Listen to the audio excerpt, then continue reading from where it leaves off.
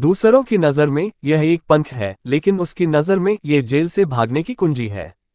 उसकी लचीली पूंछ चतुराई से आंतरिक ऊर्जा को अवरुद्ध करने वाली 24 शाही सुइयों को अवरुद्ध करने के लिए तंत्र को खोल देती है। 24 शाही सुइयों और आहों से कुल्हाड़ी के पंजे का पता चला जो आंतरिक ऊर्जा के साथ पूरे शरीर में घुस गया था। सभी सुइयों को कछुए के खोल से बाहर निकाला गया था और प्रकाश तुरंत चौंक गया था। वह दशकों से यहाँ कैद था, उसे अपनी मांसपेशियों और हड्डियों को गेंडे की तलवार की तरह हिलाना पड़ा। उसने तुरंत अपने अधीनस्थों को विशाल तलवार को गोली मारने का आदेश दिया। न केवल उसने बड़ी चतुराई से उन सभी को चकमा दे दिया, बल्कि उसे खोलने के लिए उसने आखिरी तलवार भी उधार ली और तुरंत एक और तीर भेजा। उसने एक वार से बादल चूहे को उठाया और एक लात से उसकी रक्षा की। विशाल तीर को सीधे दीवार पर ठोक दिया गया और फिर उसने अन्य 4 को उड़ा दिया और किनारे पर 8 कोने और विशाल तीर का निर्माण हुआ। जोगियोन किक के बाद टैलेंट ने अपनी गर्दन घुमाए और विशाल पलटाव बल और अपने लचीले शरीर कौशल के साथ, अगर कुछ भी अप्रत्याशित नहीं हुआ तो राइनो ने फिर से आदेश दिया 22,023 तीर चलाए। जियाओ युजिंग ने कुल्हाड़ी उठाए, एक जंजीर काट दी, जंजीर पकड़ ली, कूद गया और कलकोठरी से सफलतापूर्वक बाहर निकलने के लिए स्विंग दर्पण उधार लिया।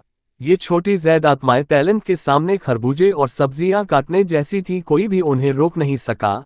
जेल का दरवाजा तोड़ दिया और उनमें से 2 को 30 बार नीचे गिरा दिया। यहाँ तक कि जैविक दृष्टिकोण से गेंडे के पास मूल रूप से चीता के खिलाफ जीतने का कोई मौका नहीं था। रक्षा की पंक्ति में गेंडे ने अपनी अंतिम चाल चलाई, आत्मा विनाश मोड को सक्रिय किया और अपनी पूरी ताकत से कूदकर पुल को उड़ा दिया। लेकिन अंत में गेंडे के उपहास का सामना करने की कोई संभावना नहीं थी। उसने विस्फोटकों पर निशाना साधा। वह अपनी पूरी ताकत से ऊपर चढ़ते समय गुस्से में था। इस भयानक बल ने अंतिम क्षण में फ्यूज के अंत को पकड़ लिया और देखा कि सीसा उसके अंत तक पहुंच गया था। उसने विस्फोटक को फाड़ दिया और उसे फेंक दिया। गेंडा सेना, अब क्या आप दौड़ सकते हैं? हाँ, सौभाग्य से यह आपको सिर्फ द्वारा दिया गया था। मैं सोचने लगा कि मैं भूल गया हूँ। वहां वापस जाओ और उन्हें बताओ असली ड्रैगन किंग घर लौट आएगा और यह बुरा भालू खेल रहा है। टैलेंट के मुंह में बांसुरी के मास्टर ने उस पर हमला किया। भाई सांप, भाई टाइगर, भाई बंदर, भाई टैंक, भाई वह उसका नया प्रशिक्षु था। अद्वितीय मार्शल आर्ट। जब वह अपने प्रशिक्षुओं की कमियों पर टिप्पणी कर रहा था, मास्टर वगुई ने ये संदेश भेजा। मास्टर बिना रुके एस्पेन मंदिर की ओर दौड़ा। कछुए, तुमने मुझे बुलाया, इसमें क्या खराबी है? मेरे साथ कुछ गड़बड़ है जो मुझे अपने पुराने दोस्त से मिलने के लिए प्रेरित कर रही है। तो कुछ गलत नहीं? नहीं, मैंने ऐसा नहीं कहा। तब मास्टर ओगवे की सांस फूल गई और उन्होंने एक एक करके मोमबत्तियां बुझा दी। जब मास्टर ने ये देखा तो इतनी सारी मोमबत्तियां थीं कि उन्होंने बंदर के वर्ष में मोमबत्तियां बुझा दी। मून टर्टल ने मास्टर से कहा कि उसने कुछ भ्रम देखे हैं और लहरें फिर से भारी होंगी। अब जियांगू मास्टर यह सुनता है और उसका सिर विचारों से फट जाता है। उसने तुरंत अपने आदमियों को बुलाया और सुरक्षा को मजबूत करने के लिए कालकोठरी में जाने को कहा। इन बिखरे हुए पंखों ने ड्रैगन की मूर्ति को एक साथ देखा। ऐसा लग रहा था कि इस बार केवल ड्रैगन योद्धा ही पांडा के विवाद को रोक सकता है। उसके सामने एक तलवार थी। वह दबंग शक्ति से भरा हुआ था, लेकिन वह केवल 3 सेकंड तक ही टिक सका। वह दिन रात इसके बारे में सोचता था और दुनिया की मार्शल आर्ट के साथ कंधे से कंधा मिलाकर लड़ना चाहता था। भले ही उसका पेट बड़ा हो, वह लोहे से नहीं लड़ सकता था। फिर भी उसने अपने सपने की रक्षा की। यह उसके पिता ही थे जिन्होंने उसे उसके सपने से वास्तविकता में वापस लाया। अगर कुछ अप्रत्याशित नहीं हुआ तो पिता और पुत्र अपने शेष जीवन के लिए यही नूडल्स बेचेंगे, लेकिन अप्रत्याशित रूप से टैलेंट के जेल से भागने का भ्रम प्रकट होता है।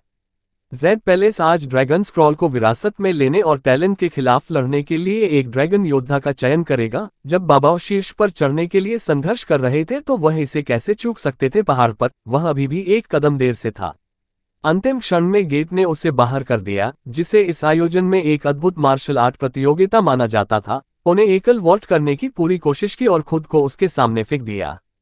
दीवार। वह उछल पड़ा और पूरे मैदान में आतिशबाजी देखी। उसने एक उपाय सोचा। उसने आतिशबाजी को एक स्टूल से बांध दिया और पो वास्तव में उड़ गया, एक तिपहिया वाहन जिसका वजन 100 किलोग्राम से अधिक हो। जब पो उठा तो मास्टर ओगवे का हाथ उसकी ओर तेजी से इशारा कर रहा था। ओह, ठीक है, क्षमा करें, मैं बस ये देखना चाहता हूं कि ड्रैगन किंग कौन है। बहुत रुचिकर। शिक्षक, क्या आप मेरी ओर इशारा कर रहे हैं? वह इस तरह पो मूर्खतापूर्ण ढंग से ड्रैगन योद्धा मास्टर बन गया और उसने इसे रोकने की बहुत कोशिश की। उसने सोचा कि यह भगवान की व्यवस्था है एक मोटे आदमी के साथ, जिसके पास कुंग फू की कोई नींव नहीं थी। चूंकि पो मास्टर के फैसले के खिलाफ नहीं जा सकता था, इसलिए वह केवल उसे हार मानने दे सकता था और खुद ही उसे छोड़ सकता था। मास्टर एक मजबूत पीठ वाले बाघ को प्रशिक्षण कक्ष में ले गया और एक मजबूत पीठ पर एक क्रेन थी जो अपने पंख फैलाए हुए थी। 4 मजबूत मंटिस में अजीब हरकतें थीं। एक सांप दीवार पर चढ़ गया और बंदर की अद्भुत लड़ाई की शक्ति ने सीधे मास्टर पो को चकित कर दिया। वह मूल रूप से चाहता था कि पो अंतर को देखे और हार मान ले स्वेच्छा से, लेकिन उन्हें इस बात का एहसास नहीं था कि पो कुंग फू और मार्शल आर्ट के प्रति कितना जुनूनी था। उन्होंने रोली पॉली लाइट पर मुक्का मारा और यह पता चला कि भाई आमतौर पर कुंग फू का अभ्यास करते थे। हालांकि उन्होंने अपनी ऊर्जा और रक्त को खेल के मैदान के रूप में माना। पो के पास कोई कुंग फू फाउंडेशन नहीं था। उसकी त्वचा खुरदरी थी, मांस मोटा था और बहुत अधिक चर्बी थी। ये चोट उसे बिल्कुल भी नुकसान नहीं पहुंचा सकी। रास्ते में भाई मास्टर ओगवे की पसंद के बारे में बात करते रहे। मुझे कम से कम किसी ऐसे व्यक्ति को चुनना होगा जो मेरा सिर झुका सके और मेरे अपने पैरों को देख सके। अबाव, जो पीछे चल रहा था, चुपचाप सुनता रहा और अपने शब्दों को अपने दिल में बदलने की कोशिश करता रहा। को देखने के लिए अपना पेट ऊपर उठाने की कोशिश की। वह निराशा में चट्टान के किनारे पर आया और परिणाम के बाद पीछे मुड़कर देखा। क्या पो प्रतिबिंबित नहीं कर रहा था, बल्कि चोरी कर रहा था कछुआ। उन्होंने एक गंभीर बयान दिया, जब लोग दुखी होंगे तो वे पागलपन से जानवरों को खाएंगे, और यह कोई अपवाद नहीं है।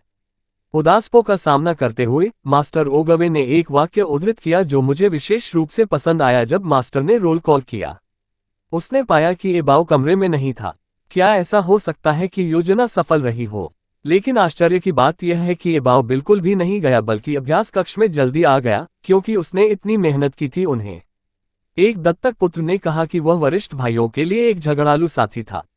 वास्तव में वह अभी भी आहबाओ को हार मानने के लिए कहने के बाद भी हार नहीं मानता था। मास्टर ने खुद कार्रवाई करने का फैसला किया। आहबाओ, जिसका वजन 300 किलोग्राम से अधिक था, उसके हाथों में एक खिलौने की तरह था। उसने जल्दी से छोटे कदम उठाए और दाएं बाएं थपथपाया। उसने फिर भी कहा कि वह हार नहीं मानेगा। अंत में गुआंगडांग ने उसे लात मारकर पहाड़ के नीचे गिरा दिया। अगर वह होशियार है तो वह उन सीढ़ियों पर वापस नहीं आएगा, लेकिन वह छोड़ेगा नहीं। लेकिन रात में अबाओ फिर भी रेंगता हुआ वापस चला गया, और इस बार भाइयों ने ये दिखाया वे न केवल उसे वास्तव में सम्मान देने के लिए सहन कर सकते थे, बल्कि बड़े भाई ने भी उसे टैलेंट के बारे में बताया था। बहुत समय पहले गुरु को पता चला कि टैलेंट अभी भी दीवार के महल में था और उसने उसे जिचू में पाला था। गलती से पता चला कि टैलेंट का जन्म मार्शल आर्ट उपकरणों के साथ हुआ था। मास्टर ने अपने बेटे को यह उम्मीद करते हुए पढ़ाना शुरू कर दिया कि उसका बेटा बड़ा होकर ड्रैगन बनेगा। बाद में टैलेंट बहुत प्रतिस्पर्धी था और हमेशा ड्रैगन के वंशज झोगवू को पाना चाहता था। मास्टर टर्टल को एहसास हुआ कि उसके भीतर का अंधेरा उसे बताया नहीं गया था। शुल्क सदस्य को केवल पहले तक पहुंच प्राप्त होगी।